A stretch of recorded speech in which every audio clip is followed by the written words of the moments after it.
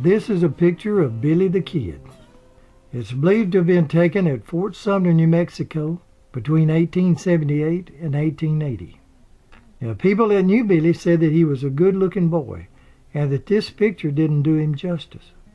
We know that Billy's mother was Catherine or Kathleen McCarty, but we don't know if it was her married name or her maiden name. It's been reported that she was nice-looking, very pretty, and had a wonderful sense of humor, and that she passed it on to her boys. Little or nothing, unfortunately, is known about their dad. We can't say for sure, but some people believe that this is a picture of Billy. He's the one that's standing, and his brother Joseph is sitting. Kathleen called Joseph Josie, and she called Billy Henry. We know that Kathleen married William Antrim in Santa Fe, New Mexico, sometime around 1873, with her two boys present. Now this is William Antrim in later years. We also know that after they married, the Anthrims moved to Silver City, New Mexico. Now this is an early picture of Silver City and what it looked like. And this is a replica of the first house that the Anthrims moved into when they got to Silver City. They said that it was put back in the very same spot. And now you're looking at the modern day Silver City. A few years earlier, Kathleen had contracted tuberculosis. It was stated by neighbors that even with her handicap, she sent her boys to school, she took good care of them, and she kept them clean. However, on the 16th of September, 1874, Kathleen Antrim passed away. She was buried in the Memorial Lane Cemetery in Silver City. Now this is her original tombstone. It's now located in the Lincoln County Museum in Lincoln. Kathleen was 45 years old. After Billy's mother passed away, the boys were sent to different foster homes because their stepdad didn't want to be saddled with two young boys. By the age of 15, Billy left his foster home and wandered in and out of trouble for a couple of years. He finally ends up in Lincoln, New Mexico. In the lower left corner of the picture is the courthouse and jail that Billy will later escape from. When Billy arrived in Lincoln in 1877, it belonged to the Murphy-Dolan faction. The city and county will later be divided into two different factions, with the Murphy-Dolan gang being the strongest. They had control of the county and was considered being completely corrupt. They were supported by powerful investors from the territorial capital in Santa Fe. The Murphy-Dolan faction controlled the county sheriff's office, letting them get away with just about anything. They owned the town's general store and also owned a huge cattle ranch. This is the same territory you're looking at that Billy the Kid rode through on horseback several times. Not much has really changed, except the road is now paved and runs straight through the town of Lincoln. If you notice this sign, it says that Lincoln County was formed in 1869, and it happens to be the largest county, land-wise, in the country. Now this is Main Street of Lincoln. We're looking west. On the right side of the street was saloons and small stores. The big building across the street was the Murphy-Dolan headquarters, and downstairs was store and sometimes saloon. Upstairs was the Murphy-Dolan offices. Now later the building will become the county courthouse downstairs, and upstairs will become the county jail. That's after Dolan sells the building to the county. In this old photo you see stairs from the outside going up to the second floor. When Billy the Kid escaped from the second floor jail, there was no stairs at that time, but the outside balcony was there. Now this is the way it looks today. Not a lot has changed, except there's now a paved road instead of a dirt one. This is a picture of Murphy-Dolan faction. With Dolan standing up, he at that time was second in command. On the right side of the picture is Lawrence Murphy, head of the organization. He started it, and then he took in Dolan as a partner. However, Murphy was diagnosed with cancer sometime before the Lincoln County War started. He began drinking heavy and later went to Santa Fe for treatment. He soon lost control to his young protege, James Dolan. This is a picture of James Dolan, the only leader to live through the Lincoln County War. Billy worked for Dolan when he first arrived in Lincoln County, and Dolan was having his men, including Billy, rustling cattle from ranchers and selling them to Mexicans across the border. He even sold them to soldiers in the U.S. Army, which he had a contract with, that he had gotten through powerful friends in Santa Fe. While working for Dolan, Billy was a witness to seeing Dolan killing a Lincoln County attorney, and that he'll testify to later on. Back at the Murphy-Dolan headquarters, everyone referred to the organization as the House. We're now looking east on Main Street. The U.S. President Hayes once stated that during the Lincoln County War, this was the most dangerous street in America. Around 19 men were killed on this street. This is John Tunstall, a wealthy Englishman looking to start a new business adventure backed by his wealthy family in London. John purchased a ranch in Lincoln County and soon realized in order to compete with the now James Dolan faction, he'd have to open his own store. He enlisted the help of attorney Alexander McSween and cattleman John Chisholm. Tunstall was said to be an easy-going, peace-loving man, and he was in his early 20s when he died. Tunstall managed to persuade Billy, Charlie Bowdry, and George Cole to leave Dolan and go to work for him. This is a picture of Tunstall's family estate in London. This is Alexander McSween, who was a lawyer and became a partner with Tunstall. They started the Tunstall-McSween merchandise store in competition with the Dolan faction. Now this is John Chisholm, who backed Tunstall and McSween against the Dolan House organization. Chisholm was considered to be one of the largest ranchers in the West at that time.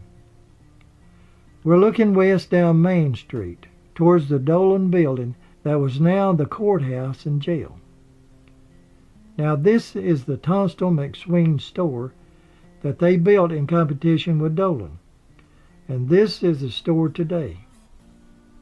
And this is the store during the time that Tunstall and McSween owned it. McSween had built a large house out of an old adobe house that was there to start with.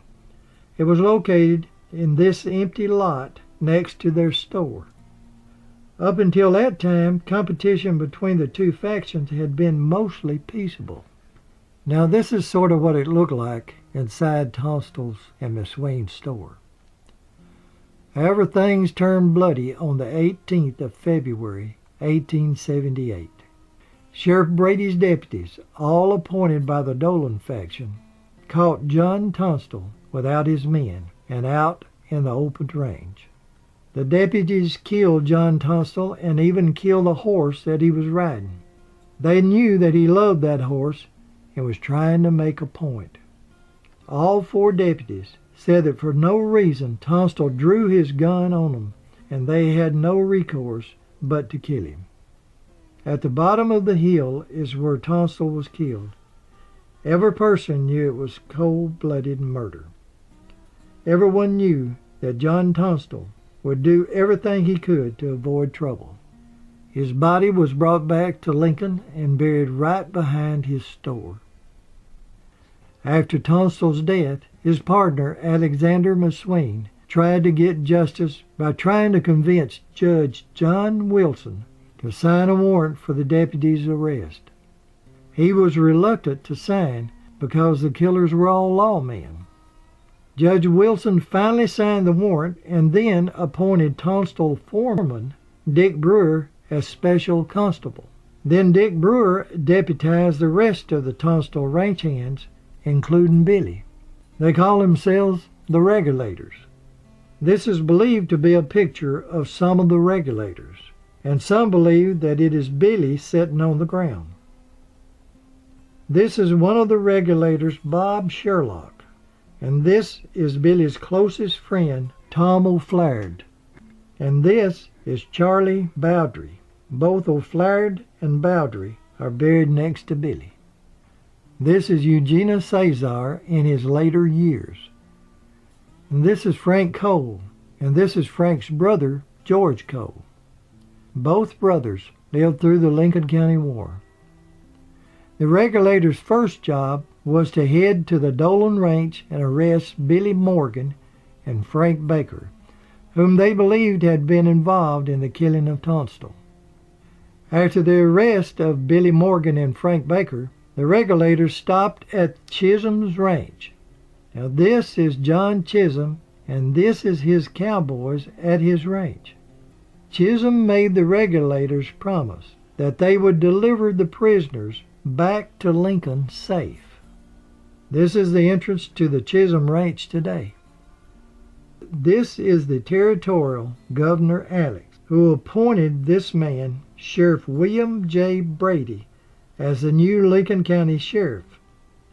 Brady was part of the Dolan gang and actually worked for Dolan. Although the Regulators had promised John Chisholm to see that the prisoners would return to Lincoln safe, they later claimed that Morgan and Baker tried to escape on their way back and that they couldn't do anything but kill them. Also, they killed a Regulator that they thought was spying for Dolan. Governor Axel declared with a stroke of a pen that the Regulators were no longer lawmen, but were outlaws.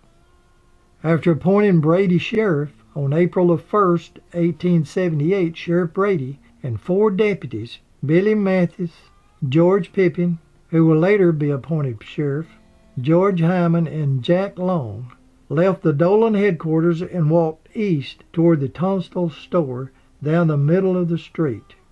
They had a warrant to arrest Alexander McSween, supposedly for his support of the Regulators. McSween they believed to be visiting the Ellises at a house just east of his store.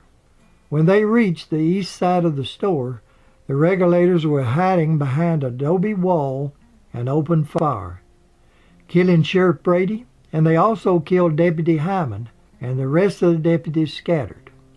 They said Billy run out in the street to get the sheriff's rifle. Billy was seen and was the only one that was identified as helping kill Sheriff Brady, although it was doubtful that Billy alone put 9 bullets in the sheriff. This act launched the legend of Billy the Kid, who played a minor role and a minor part up to then. Although the Regulators were considered to be outlaws by the governor, they continued making arrests of anyone that they thought had anything to do with Tunstall's murder. They told the newspapers that the Regulators didn't kill Sheriff Brady to protect McSween, but to arrest the killers that had killed John Tunstall. This is the grave of Sheriff Brady, buried on his own ranch. The sheriff was 48 years old. On the 4th of April, 1978, the Regulators tried to arrest a man called Buckshot Roberts. They found Roberts in this building, in Blazer's Mill, about 40 miles south of Lincoln. They thought that Roberts had took part in Tunstall's murder, although there's now doubt that he had any involvement at all. Before they was able to kill Roberts, he had managed to kill the head of the Regulators, Dick Brewer. Now this is a picture of George Cole, years later, showing his finger that Roberts had shot off during their attempt to arrest him. The Regulators was without a leader when Dick Brewer was killed. They did manage, however, finally to kill Roberts, and the town folks carried Roberts up the hill a short distance from where he had died and buried him. He had been a Confederate soldier, so later on they erected a Confederate tombstone. They also took Dick Brewer up the hill and buried him next to Buckshot Roberts, the man that had killed him. In July of 1878, Alexander McSween gathered up a small army of farmers and ranch hands and rode into Lincoln. He fortified his home next to the Tunstall McSween store, and his men took up positions throughout the town. These buildings up and down this street was heavily fortified with McSween men, including the Regulators. The new sheriff, George Pippin, who had been appointed to replace Sheriff Brady, was also a Dolan man. Sheriff Pippin enlisted some of the most notorious outlaws in New Mexico, along with the federal troops from Fort Stanton close by. After 5 days of shooting up and down this street, left several people dead on both sides. Now the red X is McSween's home next to his McSween Townsend store, and it's showing where McSween and some of the Regulators were fortified. McSween's house was across the street, where the empty lot is now located. The Dolan faction, with help from the army, had finally managed to surround McSween and some of his men into his own house, then come up with the idea of burning them out. As Billy and a few others managed to escape through the hail of bullets, McSween and others were killed. Although the army did have a Gatling gun, they never used it. After the house burned, it was left an empty lot. McSween's body was taken behind his and Tunstall's store and buried next to his friend, John Tunstall. This is Eugenius Cesar. He was one of the Regulators and a close friend of Billy the Kid's. He was left for dead at the McSween home shootout, but he recovered. Ironically, after the standoff at the McSween home, the Lincoln County War was basically over with, because McSween and Tunstall were both dead, and Lawrence Murphy was in Santa Fe dying of cancer. James Dolan was the only leader left. Later, after Billy's death, James Dolan had this house built in 1888, directly across the street from the Tunstall McSween store. In later years, Dolan bought the Tunstall store and also the Tunstall Ranch. James Dolan will end up serving as Lincoln County Treasurer and then as a senator in the territorial government until his death. This is another look at James Dolan. They say that crime doesn't pay unless your name is James Dolan. Before Dolan's death, he had already sold the headquarters building to the county, and by this time, Lew Wallace had been appointed territorial governor by the President of the United States, who wanted Governor Wallace to clean up Lincoln County from its lawlessness once and for all. However, by this time, there wasn't much left to clean up, except to prosecute a few of the Regulators that was still on the run for murder. The governor was so determined to restore law and order, he offered a pardon to anyone who participated in the Lincoln County War, except those that had murder warrants against them, like Billy the Kid, for killing Sheriff Brady. Now, this is a picture of Governor Lew Wallace. However, Governor Wallace did agree to meet with Billy at Judge Wilson's home in Lincoln. If Billy would agree to testify against James Dolan for killing a local attorney when Billy was working for Dolan. The agreement for Billy's testimony against Dolan, Billy would only have to serve a few days in jail and then be pardoned by the governor. Billy kept his part of the bargain. He testified against Dolan, and they actually got an indictment against him. But the district attorney, who was a Dolan man, refused to prosecute. They helped Billy for a while, but not hearing from the governor, Billy decided that the governor was not going to honor his bargain.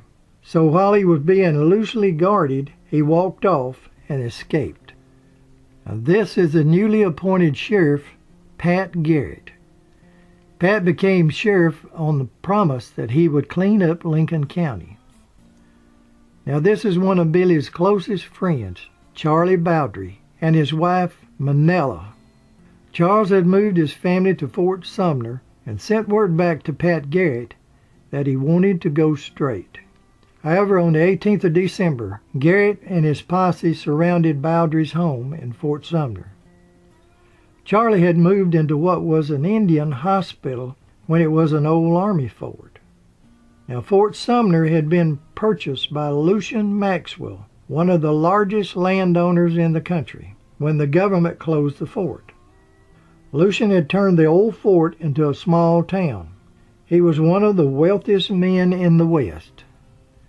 Sheriff Garrett had learned that Bowdry had been harboring Billy and some of the regulators in his house. They surrounded the place, and they almost caught Billy in the shootout. And they did kill Tom O'Foyer.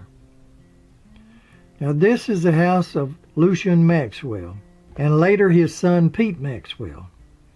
This building was once the officers' quarters, and Maxwell had turned it into a 20-room mansion. It's also the building where Billy the Kid will later be killed. Now, this is one of the buildings at Fort Sumner. You can see the soldiers.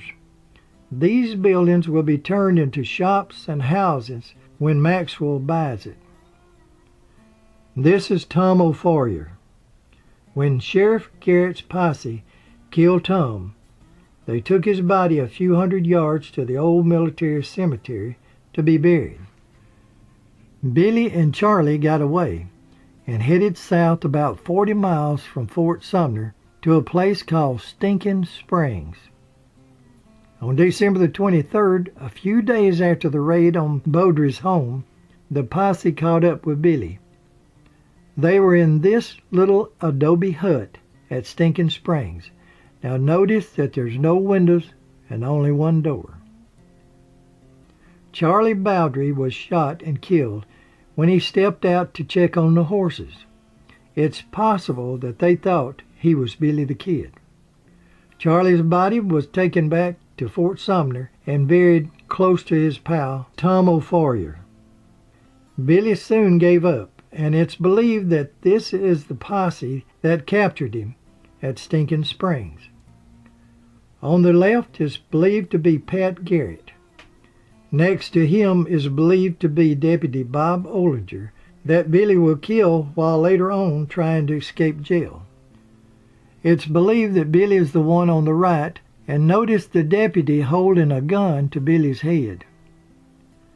The posse took Billy back to Fort Sumner, where some folks said that they saw Pauletta Maxwell kissing Billy before they took him down to Messiah for trial for killing Sheriff Brady. In April of 1881, Billy was found guilty in this building, the courthouse at that time, and this building will later be turned into a museum. On the 28th of April, 1881, Billy had been taken back to Lincoln County to hang. Sheriff Garrett was out of town collecting taxes. He left 2 deputies in charge of looking after the prisoners and Billy. This is outside the old courthouse Murphy Dolan Museum in Lincoln. Downstairs, when Billy the Kid was held here, was the courtroom on the right as you go through the front door. And on the left, this little room was the post office. Straight ahead was the original safe. Now it can be seen in this old photograph. We're now at the back of the courthouse building, where on April the 28th, 1881, Deputy J.W. Bell, who had been guarding Billy, brought him out here to the outhouse so he could use the bathroom. Deputy Bob Olinger had taken the rest of the prisoners across the street to the Whirly House and restaurant to feed them as was customary. Now the toilet was located somewhere in this area. and prisoners had to be taken out several times a day. Billy was escorted out the back corner door. The white plaque is where Deputy Bell will fall and die after Billy shoots him. Now this is the inside corner door where Deputy Bell will bring Billy back through after he has used the outhouse. After Bell is shot, he will stumble back down the stairs through this door. The jail is located on the second floor, upstairs, so Bell had to follow behind Billy. Now, some people believe that a gun was left in the outhouse for Billy to find by his friends. But this is Billy's story of what happened next. He said he managed to slip one of his hands out of his shackles, and when they reached the top of the stairs, he swung the shackle and hit Deputy Bell across the forehead. As Bell staggered back, Billy jumped on him and grabbed his gun. Billy said he told Bell to hold his hands up, but instead of that, he turned and started running down the stairs. Billy said, "I had to shoot him." He said he regretted that because he liked Bell and really didn't want to do it. Billy said he then turned and ran into this room where the gun room was, or the arsenal, where the sheriff kept all of his weapons. One of the weapons kept in this room was a double-barreled shotgun that belonged to Deputy Bob Olinger. Billy gets Olinger's shotgun and loads both barrels. After Bell was shot, he continued to stagger down the stairs and out the door. He then started around the building, but fell when he got under this window. He died where the white stone marker's located. Billy said it really bothered him that he had to kill Bell because Bell was good to him, but he didn't mind killing Bob Olinger at all. Billy knew that Deputy Olinger probably heard the shot over at the Whirly House and would be on his way. Billy took Olinger's shotgun and scrambled through this door. Now remember, Billy still had his leg irons on. And at that time, this was not an open room like it is now. The rooms were mostly partitioned off, and this part was the sheriff's office, but there was no one there at the time. He was trying to get to the corner window where he could see Deputy Olinger coming from the Whirly Hotel. Billy had been kept in this corner room with his shackles bolted to the floor, and all the other prisoners were kept across the hall in another room. When he got here, he had to open the window. They have the actual leg irons worn by Billy and a poster explaining what happened here with a picture of U.S. Deputy Marshal Bob Olinger. This is the double-barrel 10-gauge shotgun that was Bob's and is the one that Billy used to kill the deputy with. This is a picture of James Dolan and Bob Olinger standing by his side. Bob Olinger was actually one of Dolan's men. Now this is the way the Lincoln County streets looked back then. When Billy fired the shot, not only Olinger heard the shot, but so did the townsfolks. People began gathering across the street from the jail and courthouse, wondering what was going on.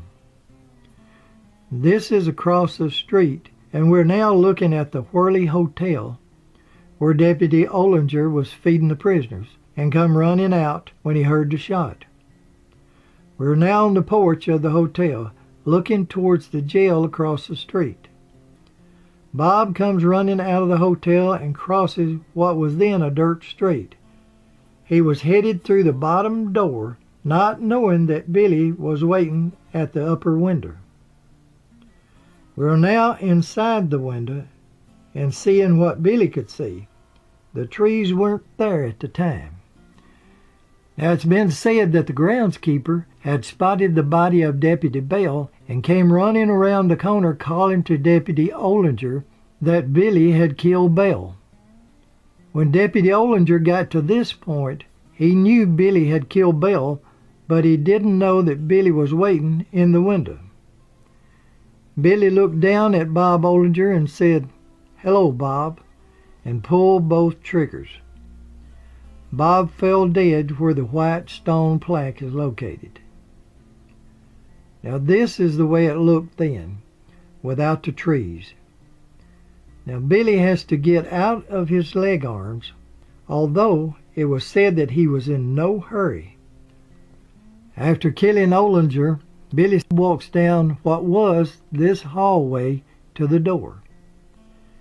Billy said he quickly went into the arsenal room and got some guns, and then he went out this door to the balcony. He comes out on the balcony and hollers to the people standing across the street, "Get me something to break these shackles off." And they did. Remember, there was no outside stairs to the balcony at that time, and he told them to stay where they were and not to come across the street. People say that they could have killed Billy at several different times, but they sort of felt sorry for him. He asked for a horse, and they brought him one saddled. They brought a pick to him to break his chain on his leg arms. When he tried to get on the horse the first time, with his leg arms and holding a rifle, he fell off. Then he actually had someone to hold his guns for him so he could get back on the horse. They say that he comes back through these doors from the balcony, and then he goes back down the same stairs where he shot Belle. There's a bullet hole in the wall at the bottom of the stairs they claim went through Belle and into the wall. When he gets out and gets on his horse, he promises to send the horse back to whoever he belongs to. Billy then rides off towards the west. Everyone says that he was in no hurry. Also, a couple of days later, the horse comes back with a rope tied around its neck. So they didn't know if Billy sent the horse back, if he got loose and came back on his own, or if Billy fell off and it came back. This is the way Billy rode out of town. It was discovered later that he went to the home of a Mexican friend that helped him take off his shackles. 2.5 months after Billy's jailbreak, on the 14th of July, 1881, Sheriff Pat Garrett received word that Billy had been spotted in and around Fort Sumner. At first, Garrett didn't believe it. Surely Billy had headed for Texas or Mexico, but he kept getting these reports. So he gathered up some deputies and headed up that way. Now this is where old Fort Sumner was located. All the old forts, shops, houses are all gone, including the Maxwell house where Billy was killed. But they do have markers where everything was located.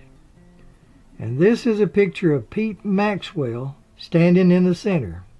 Pete's dad, Lucian Maxwell, had passed away and turned over all of his holdings to his son Pete. Pete was acquainted with Billy. Some folks say that he actually liked Billy. However, they also say he knew and liked Pat Garrett. This is another picture of Pete sitting down. It has also been said that Pete did not like the idea of his younger sister Pauletta being involved with someone that was wanted by the law like Billy. Several people knew of Billy and Pauletta's involvement. Now this is a picture of Pauletta. She always denied any involvement with Billy the Kid. And only a few months after Billy's death, Pauletta married a wealthy man. But she was wealthy also. They had a son and 2 daughters. It is said that marriage did not last because her husband ran off with another woman. Now Pauletta stayed in and around Fort Sumner the rest of her life and is buried in the same cemetery as Billy is. This, of course, is Pauletta later on. This is Delvana Maxwell. Delvana was a full-blooded Indian. The Maxwells had adopted Delvana, and she served as their daughter and also as their housekeeper. She was close friends with Billy the Kid. She always hated Pat Garrett. When Pat died, she said that she was glad that the killer of her little boy, that she always called Billy, was dead. Now this is the Maxwell home at Fort Sumner. The corner room with the window to the left of the man with the horse is where Pete Maxwell's bedroom was located.